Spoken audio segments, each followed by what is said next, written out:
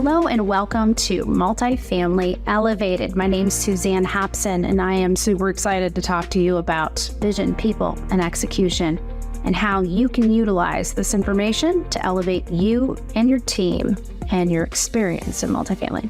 Brought to you by the Multifamily Media Network, giving you the latest and greatest news and content across our multifamily sector. So let's jump in.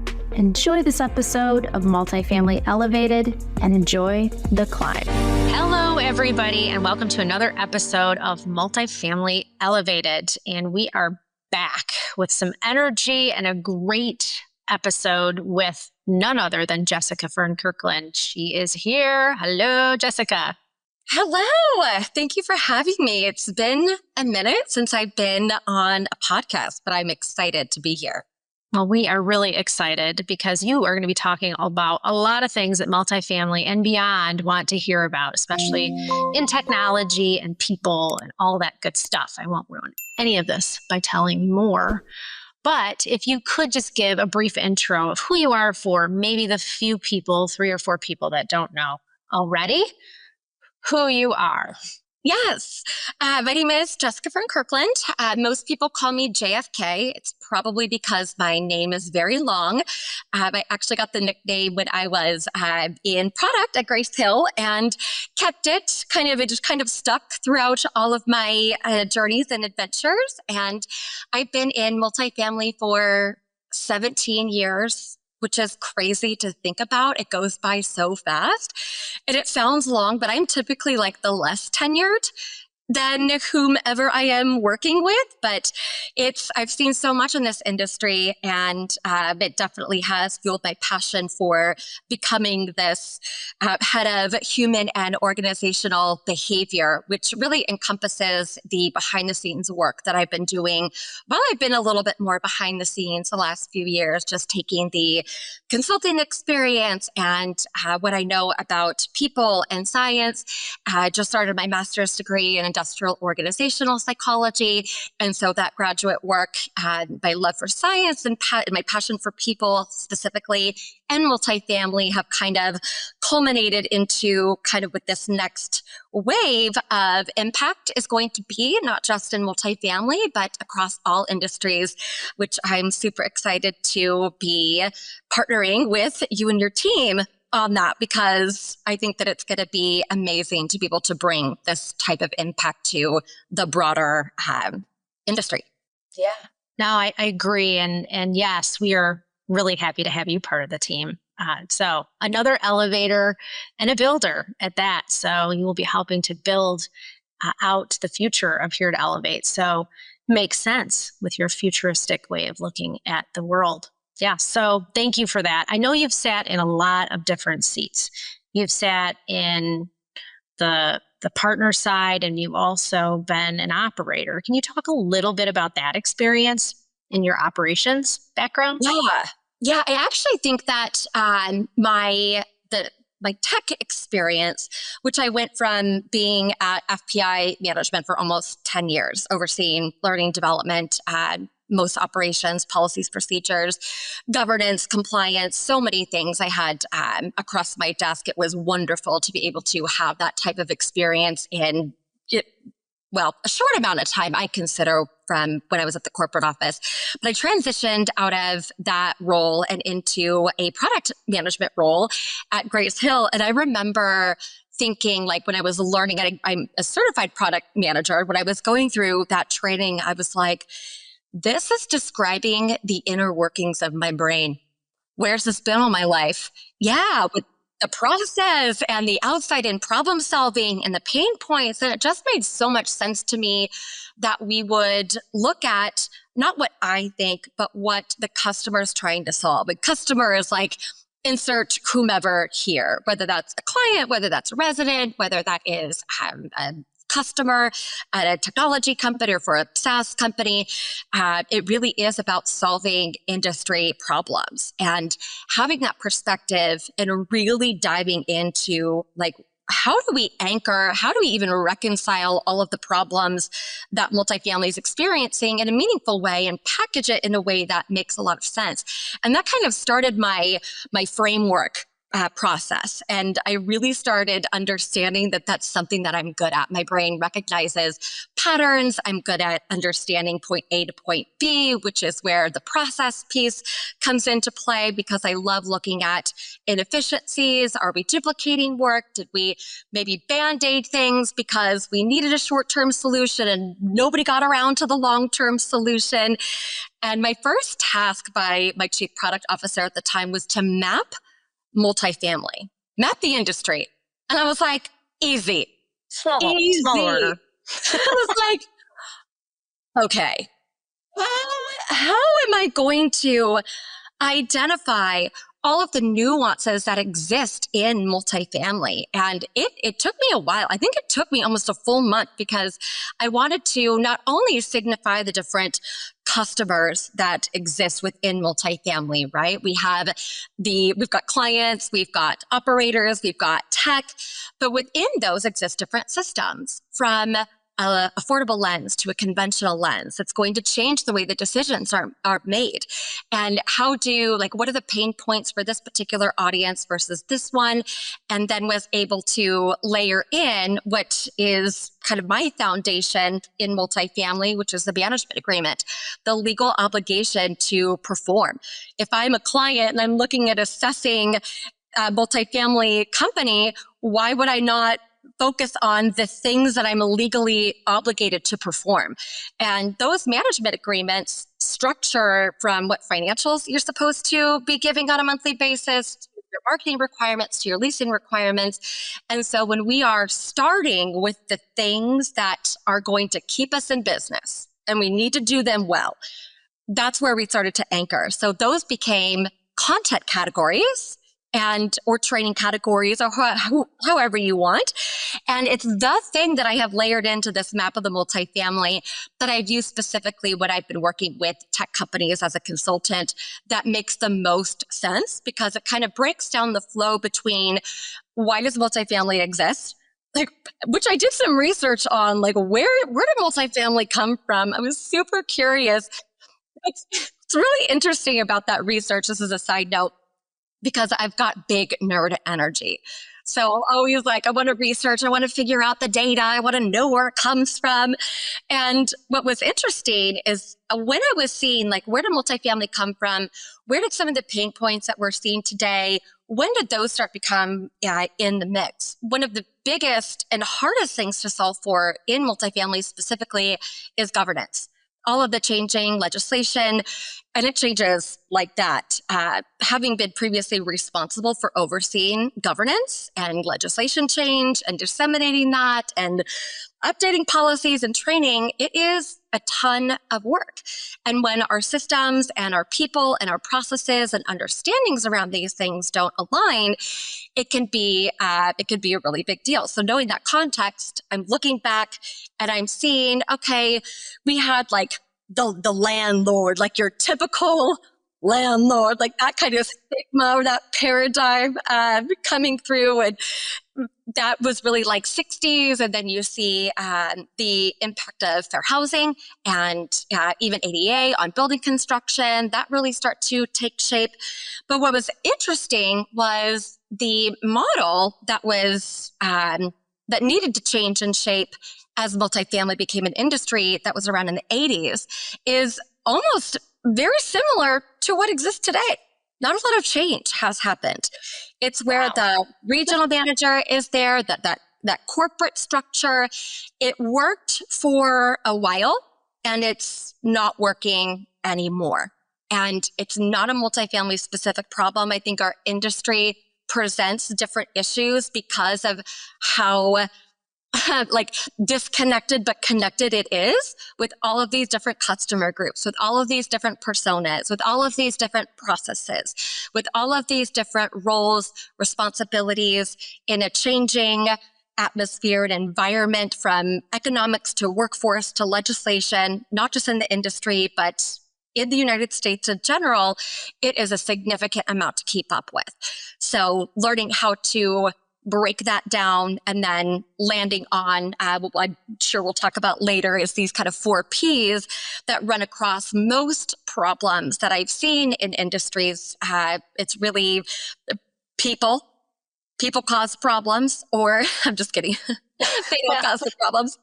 They're the ones that fix it. People, and then our processes, which we talked about, platforms, which are the technologies, and then paradigms. What are the beliefs and understandings about the organization that are and have become inherent to who the organization is, whether they like it or not. So I know I just said so much in there, so I'll pause so for a second. good. No, that was great. And I appreciate that context because it does really explain holistically how you look at, how you can impact and what you solve for. It's fascinating. And of course, you said the beautiful word process. So, I'm like, whoa, connected. But before even that, the 4 Ps, which is the title of this episode, it's not your typical 4 Ps, is it? It's not marketing jargon. It has to do with what you just described. And I would love for you to just maybe walk through that model for us and dig into it a little bit more, because I think this is at the heart of what you are doing and the unique work that you're offering up. Because finding those friction points and, really sparking that transformation, that's where you're at. So can you take us through a little bit and tell us more about those Ps? Yes. And I'm going to nerd out a little bit in the beginning, because this is really where it stems from is people, we all have understandings of who we are. Through our self-concepts. And self-concepts are driven from experiences, and that's as we grow up, our worldviews, culture norms, work specifically has one of the biggest impacts on self-concept, because who we believe that we are, our values, when they're aligned with the work that we're doing, when we're allowed to express those things in our work environments, it creates motivation, resilience, innovation, teamwork, initiative, and those things that are outside of the job description, but are critical to organizational performance, are called organizational citizenship behaviors. When people have strong self-concept clarity, so the degree of which they believe that they know who they are, what they're capable of, and what their values are, the degree of strength aligns with the degree of clarity, and it makes us more resilient.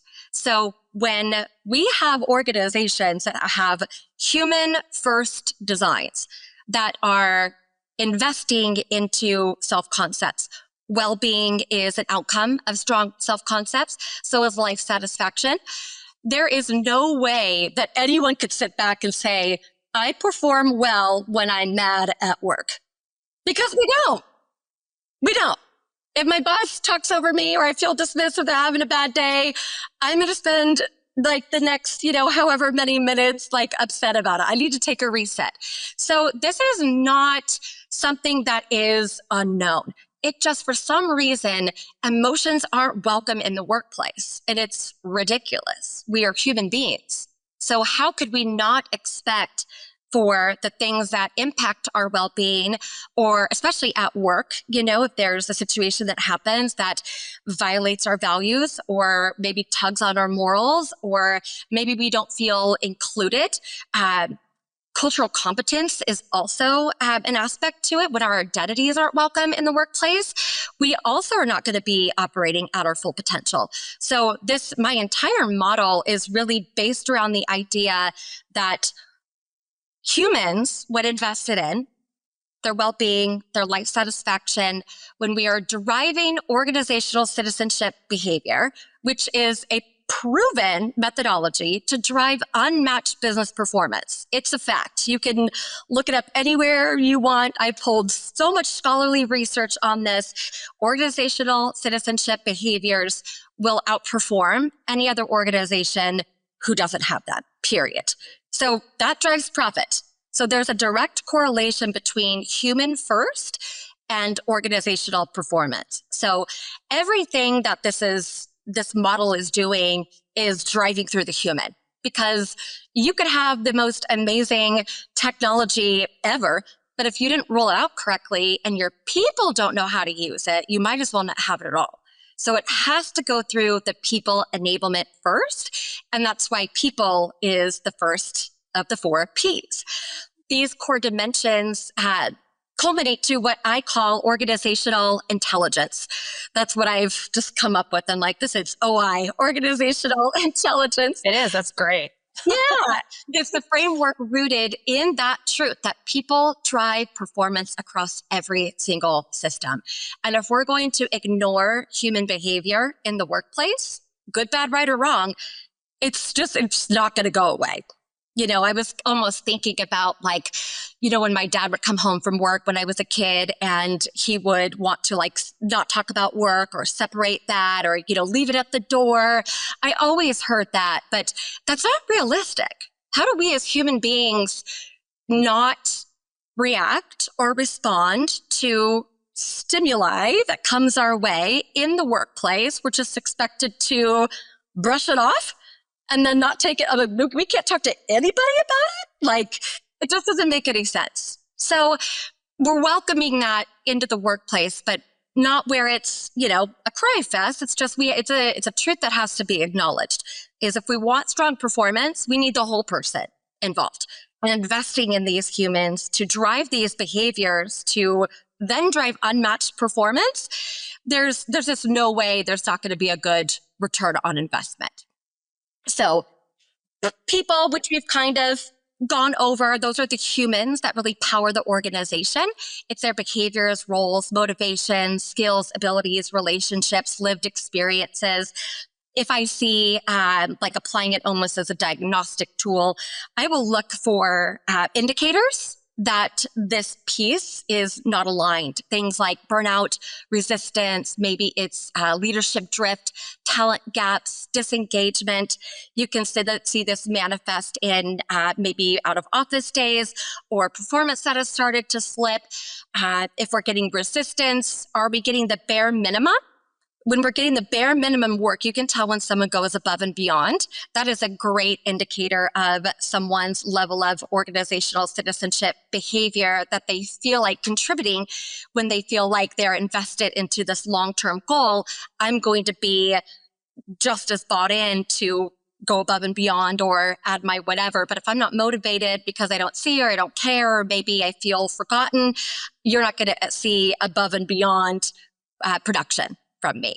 So when we're designing roles around real capabilities, leading with clarity, coaching for performance, and building culture around action and people and not aspiration, we can train all the things that we want in the world, the skill sets, but it's the mindset that is operating through that we have to attack, not in a negative way, but that's where the enablement goes.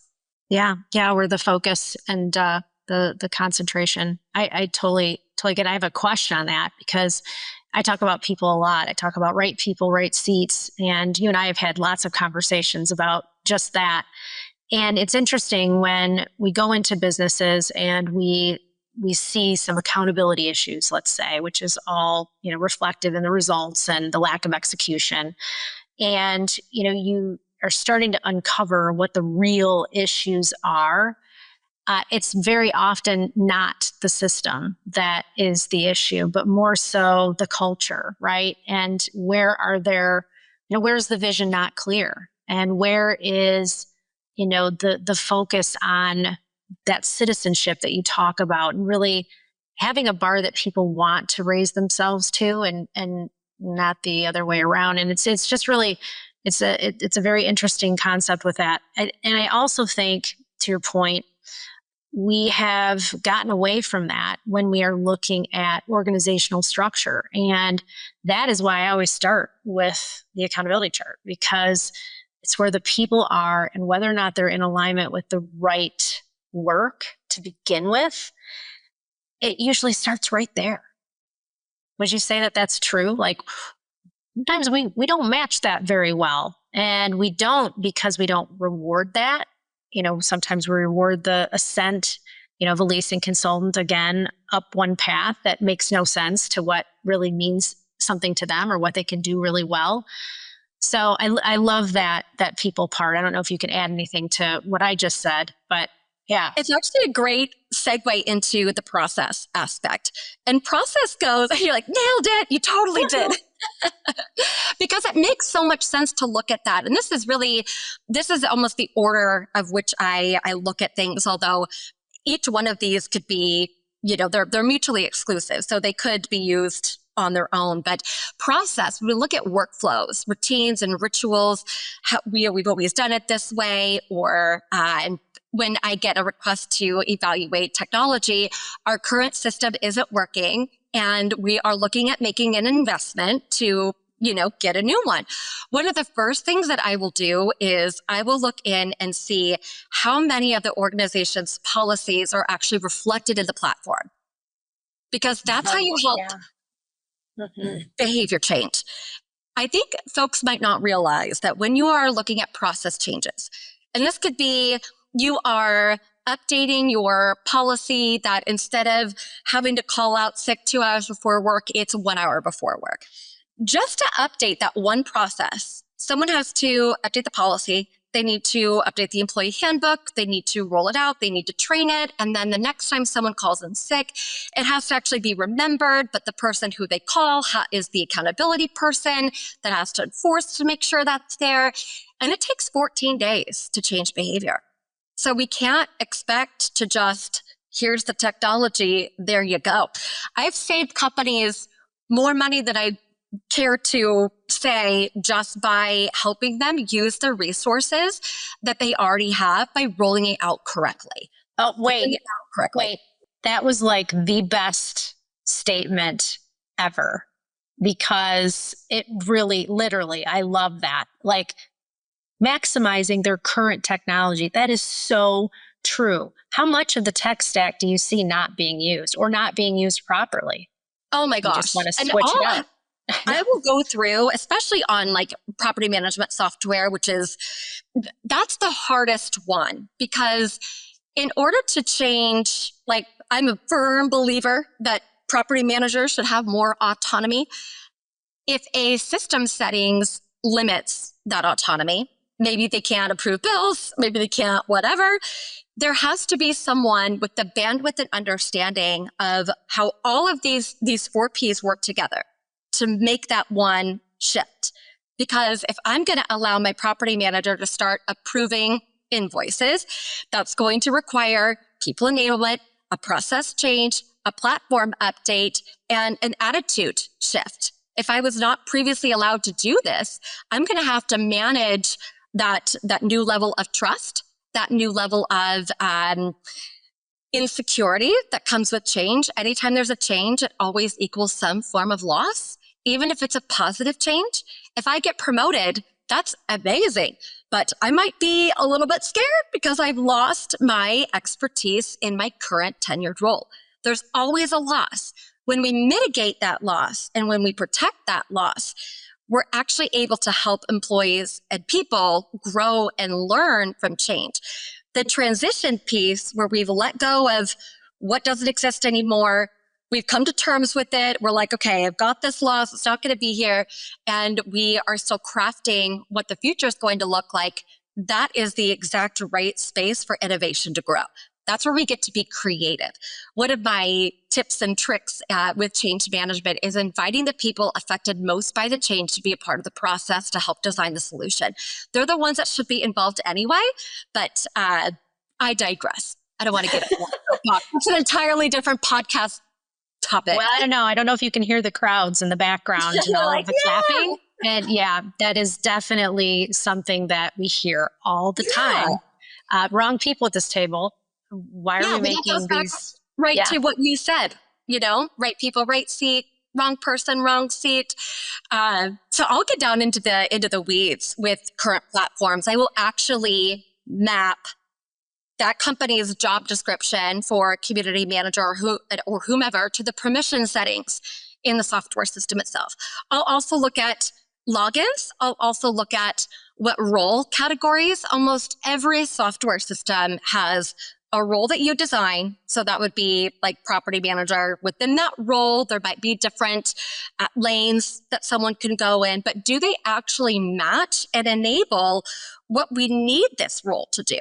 There have been times where that process has led to new role development. So if I'm looking and I'm seeing, okay, well, this job description doesn't meet industry standards, like you're hiring people out of the gate that don't have the skill set needed for today's environment, then it's going back and identifying what those skill gaps are between future state and current state, but addressing the job description right now, so that way the people who are coming in are hired with that skill set while we're still fixing the rest of it.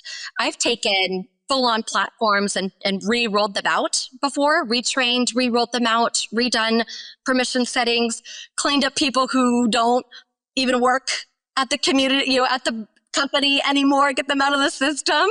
But it's so much of it is about understanding what a system can and can't do. I pay attention to it. I follow all of the major tech players, even the minor ones. There's no way that all of the updates that they're doing, it's not translating. It's like there's features that get left out all the time from common knowledge without a dedicated time to really work with these things and have knowledge transfer occur, which doesn't happen in a webinar. That's a training event. It does not happen reading a policy. That's a training event. Knowledge transfer happens when you can digest, practice, mess it up, repeat it back to someone, play with it some more, learn it again. That has to happen. But I guarantee most systems are not being utilized to their full potential.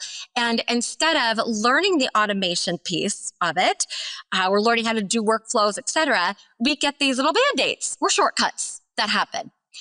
There was an organization I was working with that had a smart sheet and a Google sheet and a spreadsheet for the same process. They did not know with the same information.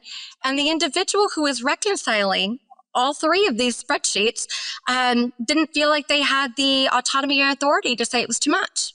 They did it. They were just doing it because they felt like that was, okay, this is what works best for the organization. And I'm just gonna deal with it.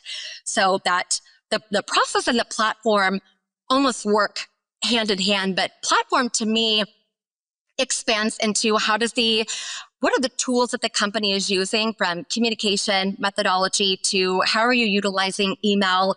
How are you utilizing different chats? Are there rules around these types of communication? How do you enforce it? If there's an emergency, do you have something that says, like, is it structured?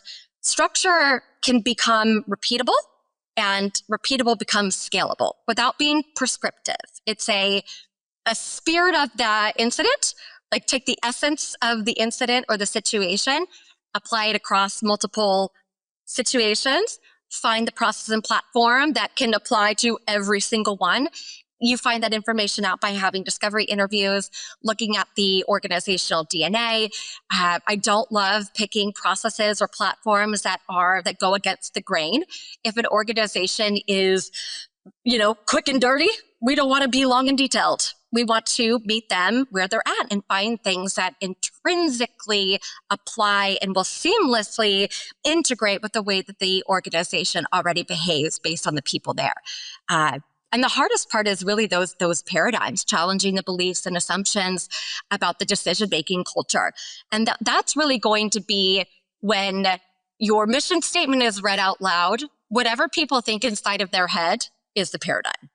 Yeah. And changing that is one action and behavior at a time. Yeah. And you've described it so well. I think, like I'm sure many of us feel, and I'm thinking right now about the disconnect that occurs, and just that you've identified it in words now. Like there's a way of saying that. And I don't know that we've been able to describe what continues to happen in multifamily and beyond, by the way, in other industries. And this is the perfect way. I had heard this a long time ago, but it seems relevant to bring it up now. And maybe you have some thoughts on this as well, as it talks about, the technology piece is often the one that we implement first. And we're not looking at, the structure, what's needed to run that particular business, the accountabilities of each person. And we're layering the tech on top of a system we don't even understand, which is the people system. Do you find that tech is usually the last thing that you look at, or it's on the other side of first getting all of the people part figured out? That's a great question. I like to do short-term solutions while I'm looking at long-term solutions. Multifamily is super fast-paced. I think in an ideal scenario, it's kind of a chicken and the egg thing, because if we're not great at using the technology, I think it's either going to be a people problem. Do we have the right skill sets needed to actually use this technology, which is something that when I'm evaluating technology for an organization, I will look to see what skill sets exist in the organization today. Can your people manage this technology? And in order to look at that, I will look at their existing technology and see how many mistakes are being made. Are people using the system actively? Do they have enough experience?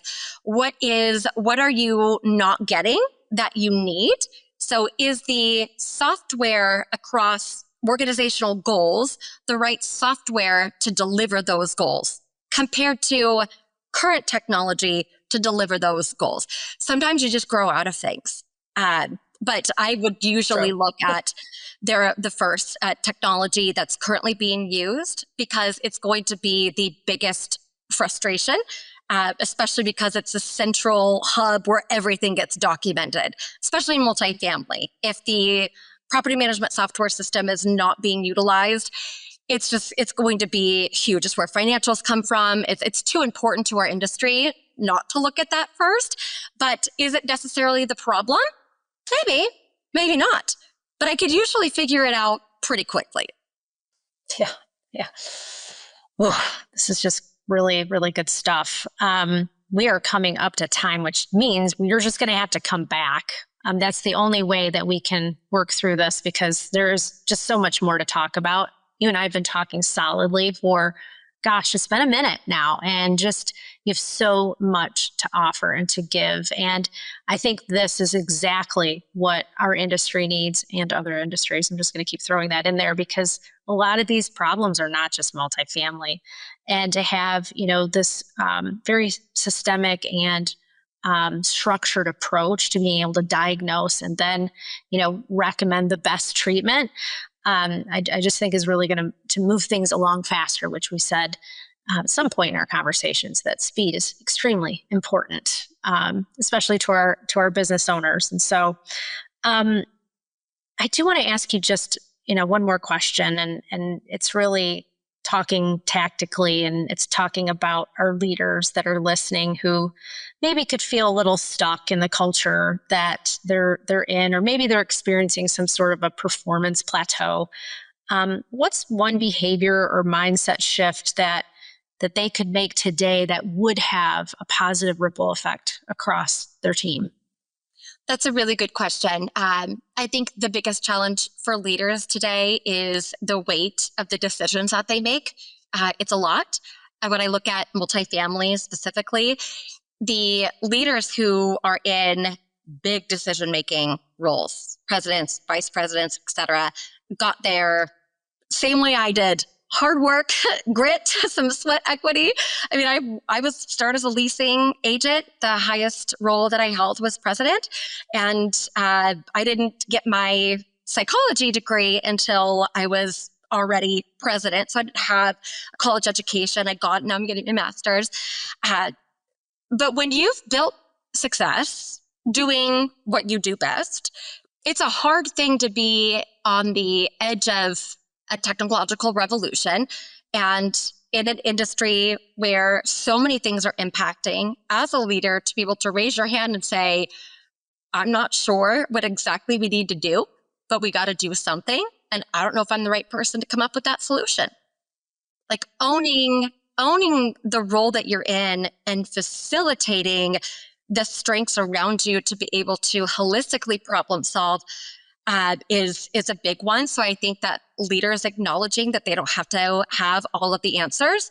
I also see more conflict and more things not change because of ego-driven leaders.